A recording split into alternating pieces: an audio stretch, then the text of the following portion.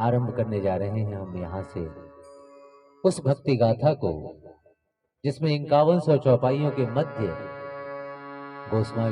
गोस्वामी तुलसीदास जी ने प्रभु श्री राम के जीवन चरित को अभिव्यक्त किया है।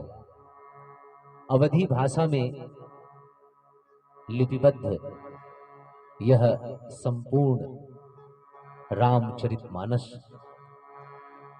कि जिसके गायन और श्रवण से आत्म चेतना में भक्ति का संचार होता है। जीवन की समस्त समस्याओं का समाधान रामचरितमानस में है।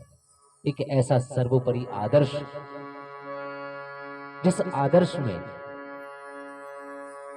व्यक्ति अपने गुण, कर्म और स्वभाव को उन्नत बनाता है। व्यक्ति, परिवार, समाज, राष्ट्र एवं विश्व को दिशा निर्देश प्राप्त होते हैं।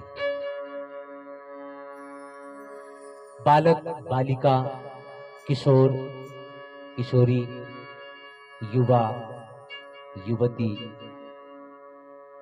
गृहस्थ, प्रौढ़, सन्यासी आदि सभी वर्गों के लिए इस रामचरितमानस में पावन प्रेरणाएं प्रसारित की जाती हैं।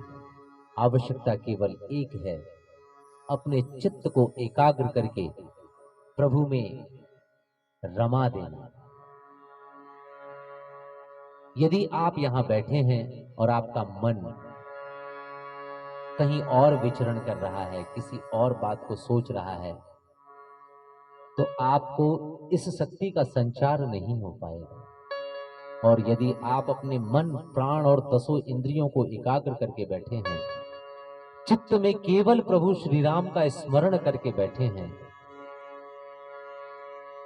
भक्ति निष्काम भाव लेकर के बैठे हैं कि मुझे कुछ नहीं चाहिए प्रभु तुमसे, मुझे केवल आपके श्री चरणों की छाया चाहिए।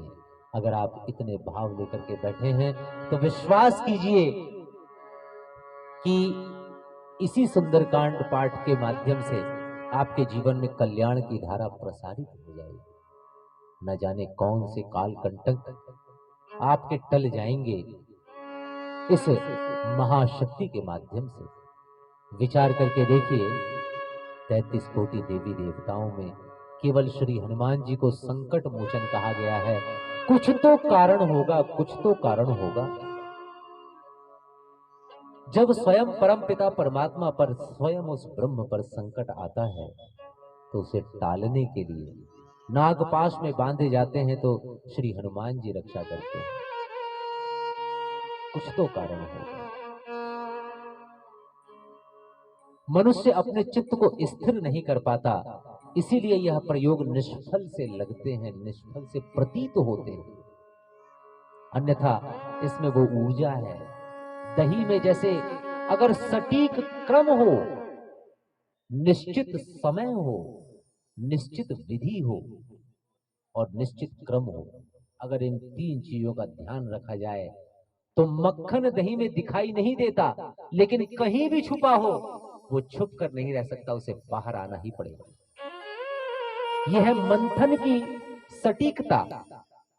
अगर आपको मंथन करने की कला है तो आप इन्हीं पर्वतों, इन्हीं पहाड़ों से, इन्हीं अक्षरों, इन्हीं शब्दों से उस ब्रह्म ऊर्जा को प्रकट कर लेंगे। और अगर नहीं है वो कला तो आप केवल शिकायत करते रह जाएंगे, अरे साहब कुछ नहीं होता, ढेर पूजा पाठ करके देख लिए, भगवान भगवान होता नहीं है। ना हनुमान जी होते ना राम जी होते। आपके पास वो सटीक कला और सटीक विधि नहीं है। चाहे ऊपर बैठने वाले लोग हो, चाहे नीचे बैठने वाले लोग हो, अपने चित्त को एकाग्र करिए और ईश्वर को अनुभव में लाने की प्रार्थना कीजिए। आरंभ करते हैं संपूर्ण सुंदरकांड का।